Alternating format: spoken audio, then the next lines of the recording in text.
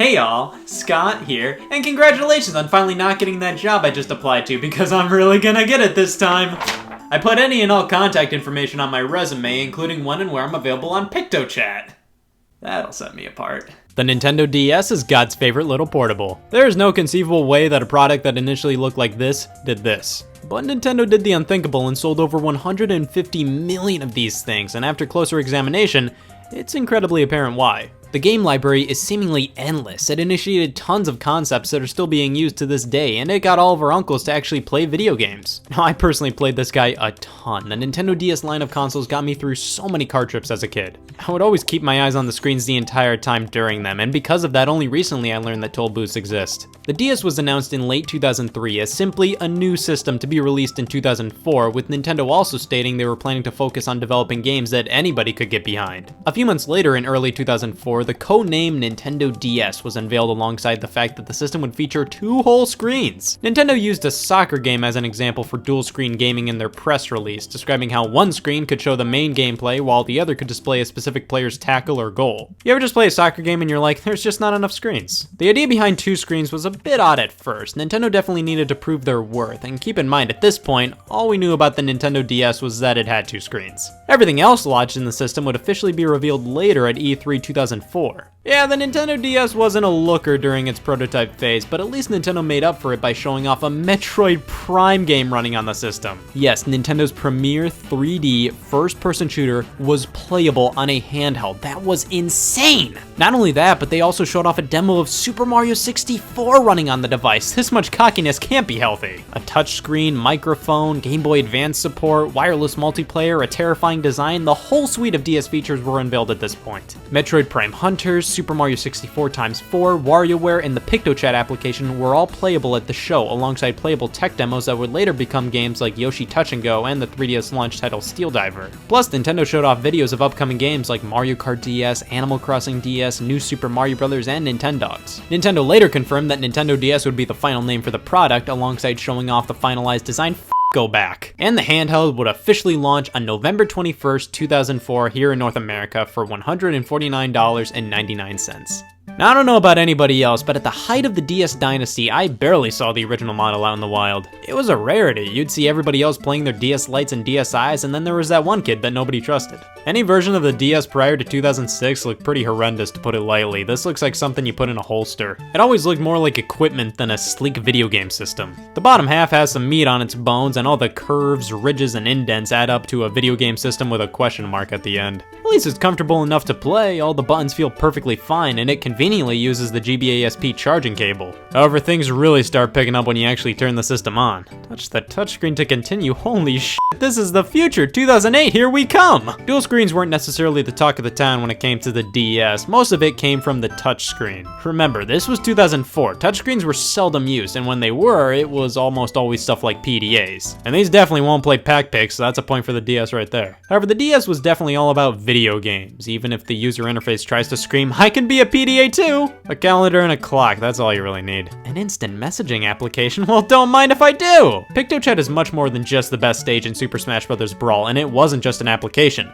It was an experience. You could start a chat room with 15 other players nearby and just doodle it up, sending whatever you want to each other. You could also just use it by yourself. I used to make some pretty slick flipbooks by just sending a bunch of images and then rapidly going through them all. Here's me drawing stuff on it back in 2009. Whoa! It was never online, so it would only let you chat with people in the same room. You may ask, oh, what's the point of messaging people if you have to be in the same room? Well, just ask the Nintendo DS stylus, or as I like to call it, the crotch doodler. Yeah, the DS touchscreen was just too small and not well suited for finger use. It was always best to use it for applications that required a more sensitive touch, but by God, they made it hard to warrant using it on the original DS model. Listen, I get it. They probably couldn't have put the stylus slot on the right or left-hand side where, you know, your hand would actually be, because of how the system's internals had to be laid out. But I don't care, I'm still gonna whine about it. The stylus placement on this thing reeks. No matter who you are, having the stylus on the top left-hand corner is dreadful. But you know what's one of the lamest things about the original DS? The fact that if you do anything on this system and want to go back to the home screen, you have to turn the system off and on again. I mean, it's not a huge deal, but seriously, if you just go into the settings, not do anything, and try to go back, it forces you to turn the entire system off. Like, that just kind of defeats the entire purpose of having a home screen at all, but whatever. Now, Nintendo was still supporting the Game Boy Advance and GameCube at the time, and always maintained that the DS was a successor to neither of those platforms. Rather, it was a third pillar for the company, and man, Nintendo's comedy routine was really getting good at this point. They were just saying that in case the DS failed, plus if it wasn't a successor, why was it backwards compatible with the GBA? But hey, I'm not complaining about this feature. Having the ability to play all Game Boy Advance games instantly gave the DS a library to reckon with. It's unfortunate they cut it off at GBA and didn't support Game Boy Color in the original Game Boy, but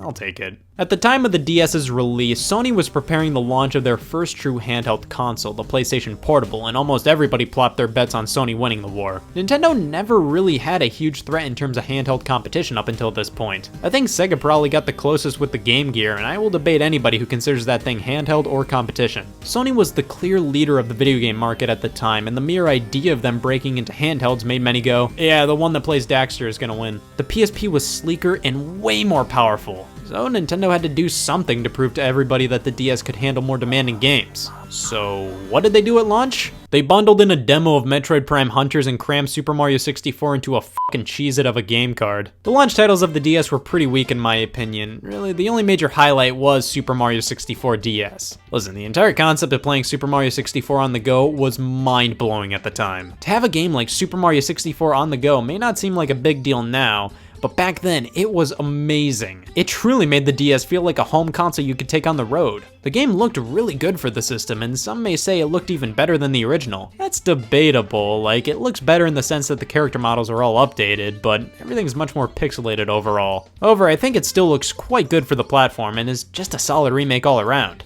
Too bad my thumbs fucking hate it. Yeah, most of my showers nowadays consist of me thinking about why they thought Mario 64 on the DS was a good idea considering it only has a D-pad. I mean, it works, but it's not ideal in the slightest. They give you a few control options, including using the touchscreen to walk around, Jesus. But the D-pad is the most optimal, and it's still putrid. And to everybody who says, play it on the 3DS, that way you'll get your precious analog stick. Guys, the game was programmed to function with a D-pad and a run button. Using a circle pad doesn't fix the issues, it still doesn't feel right. It just kinda bugs me that they put so much work into a remake of Mario 64, only to have it kinda ruined by the limitations of the hardware they put it on. A similar situation happened with Metroid Prime Hunters, with it being a first-person shooter on the platform. I think Nintendo wanted to prove at launch that the DS could do things that it could definitely do, but not crazy well. However, by around 2006, Nintendo totally threw the surge out the window and focused on the casuals. This was when the DS really took off, and the console's first redesign played a key role here. The Nintendo DS Lite, released on June 11, 2006, was everything Civilization was leading up to. The difference between the first model and the Lite are night and day. The Lite improved on nearly everything. The design was sleek and refined. The screens actually totally didn't reek. The stylus placement, oh, the stylus placement. The only two negative things about the Lite were the fact that the GBA games stuck out when you popped them in, and it used its own proprietary charger. Other than that, this is a beautiful system. This was the model I got as a kid back in 2007. I had the white one and got so much playtime out of it.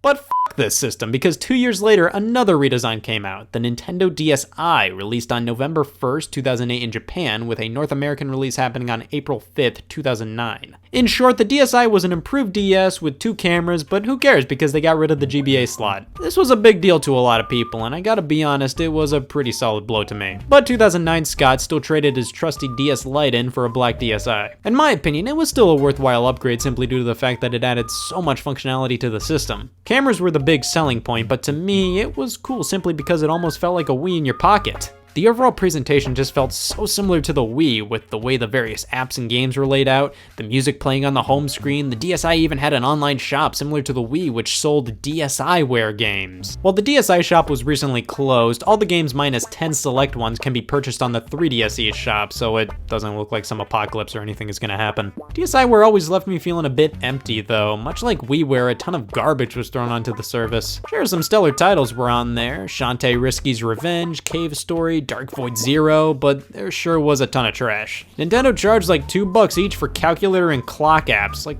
come on. WarioWare Snapped was a criminally short WarioWare title that used the cameras and had you batting your hands around to play micro games, and that barely worked. Dr. Mario Express was a solid Dr. Mario game, but it didn't have online play, so that was a bummer. But at least Flipnote Studio was awesome. It was a really great little animation tool. Photo Dojo was so cool. You took pictures and turned yourself and friends into fighting game characters. There was definitely fun to be had with some DSiWare games, but there just wasn't a ton of heavy hitters. And I was also always bummed they never had a virtual console for the DSi shop. Like, come on, you took away the GBA slot, you should have had a virtual console to resell old handheld games. Outside of the internet functionality, the DSi had terrible cameras coupled with amazing software. All the edits you could do to your pictures were awesome, and you could also mess with audio recordings via the DSi Sound app. Once again though, a new charging cable is used, which is a mega annoyance. Now if you hate the idea of a handheld system being handheld, Nintendo released a variant of the DSi a year later, the Nintendo DSi XL, launching on November 21st, 2009 in Japan and March 28th, 2010 in North America. They weren't kidding, this is in fact an XL version of the DSi. If you want larger screens, then by all means, the DSi XL is for you. It has a glossy coating on the outside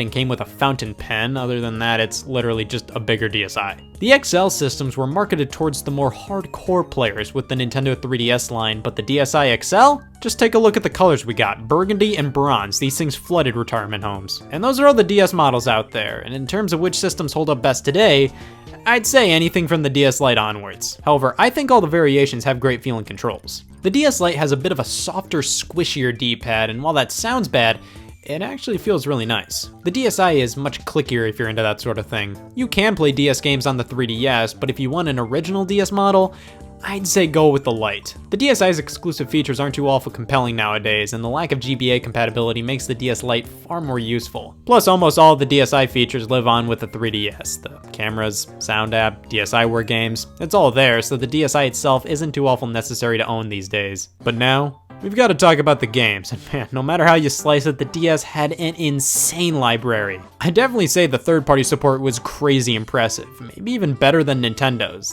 That's not to say Nintendo's offerings weren't good, but the sheer amount of quality third-party games was insane. I'd say the DS had better third-party support than the 3DS, however the 3DS had better first-party support. Looking at the big three Nintendo franchises represented on the DS, the results were a bit iffy. Now I already talked some Super Mario 64 DS, but in terms of original Mario titles on the platform, none were as prolific as New Super Mario Bros. It completely stole the show, was the game to get with the DS, and being the first original 2D Mario game in years definitely helped it out. While it was lauded as one of the best Mario games out there at launch, its reception has definitely went down a bit over time simply due to how many New Super Mario Bros. Titles followed it. Regardless, New Super Mario Bros. Worked.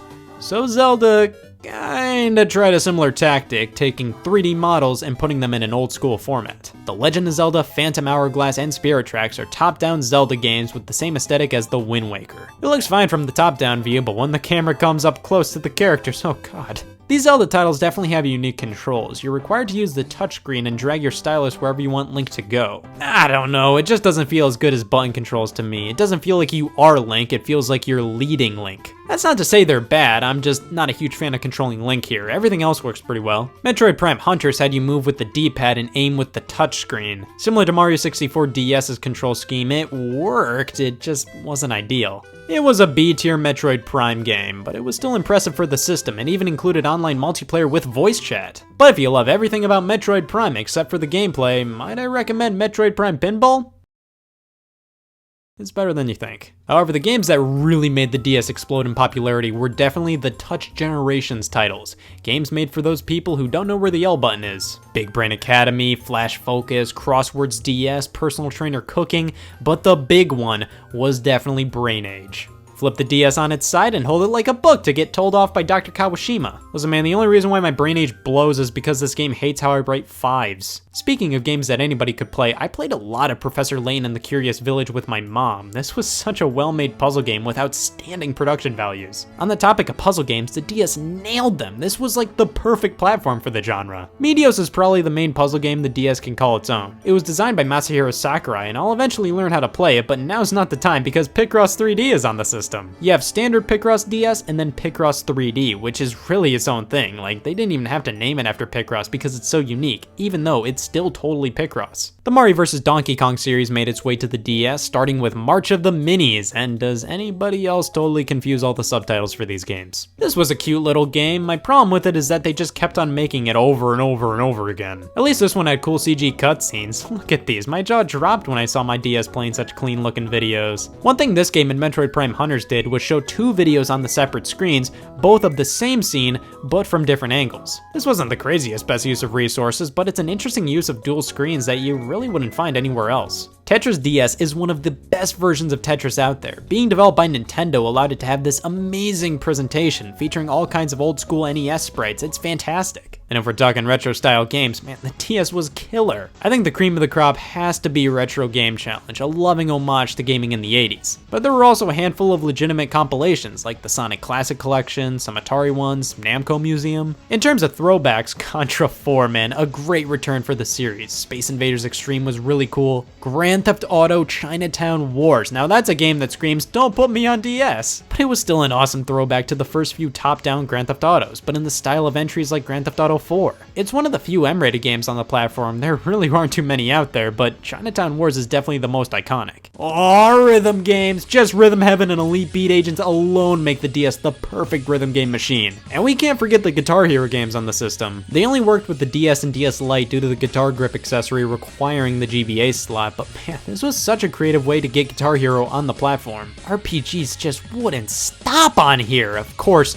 these things, I don't get any of this, but Pokemon had a ton of entries on the DS. The Mario and Luigi series continued on here, Final Fantasy games, including some amazing remakes, the definitive version of Chrono Trigger, Dragon Quest, The World Ends With You, Golden Sun.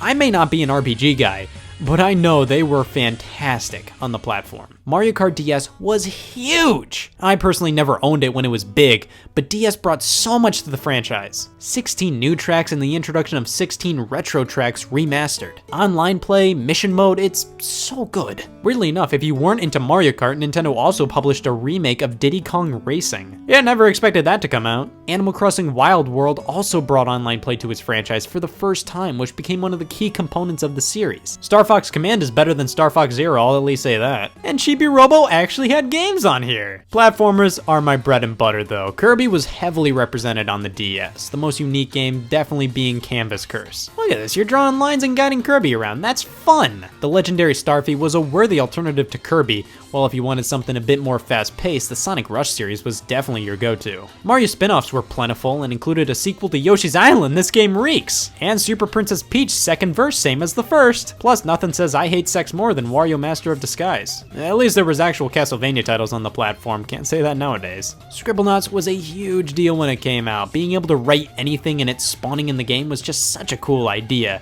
And if you wanted to get even more creative, Drawn to Life allowed you to draw your own hero character, and I had such a blast with this. WarioWare DIY similarly let me create my own junk in the form of my own micro games, and I loved every second of it. On the topic of WarioWare Touch was alright, it just didn't grab me as much as other entries. But nothing spoke to me on the DS more so than Nintendogs. This was the first game that I owned on the platform, and it utilized every single feature of the hardware in such fun ways. You could talk to your dog, teach it tricks, play with toys, buy more dogs, talk to more dogs, teach them tricks, play with toys, buy more dogs. This was a blast. Don't even get me started on the Nintendo DS browser. But you know what was the best thing about the games on the DS? They came in these cases, and they were like half the size of DVD boxes. They just made games feel more substantial. While a fair amount of the game library is this, the DS was such a fun system. Unlike the Wii, which was constantly chastised for being a gimmick, I always felt like more were accepting of the DS. The library was crazy, and the gimmicks of the system actually turned out to be incredibly useful in various situations.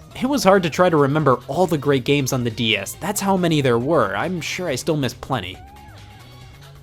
Phoenix Wright. Phoenix Wright! This series is great, such a fun visual novel, point-and-click adventure type game. I love these games. Well, it just warmed my heart to go on and on and on about the Nintendo DS. Maybe I'll see if there's anybody nearby on PictoChat who feels the same way. Woo! We got a live one! Somebody joined, maybe I'll tell them I see you like PictoChat. The last 2 messages didn't send. Yeah, it sounded a lot more murdery than I wanted it to.